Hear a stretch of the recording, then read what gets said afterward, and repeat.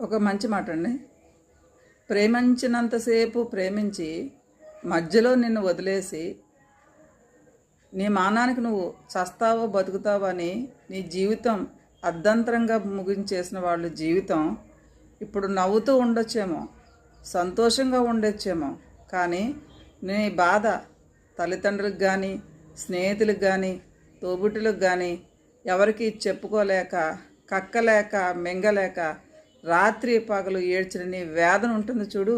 ఆ వేదన ఉసురు అది తరతరాలకి ఒక తీరని జబ్బుగా మానని గాయంలా పట్టి కుదిపేస్తుంది. మీ కన్నీటి సముద్రంలోంచి వచ్చిన ప్రతి కన్నీటి బిందు కూడా వారి జీవితంలో నిరంతరం వారి జీవితం కష్టాలమయం కన్నీళ్ళమయం చేసి తీరుతాడు.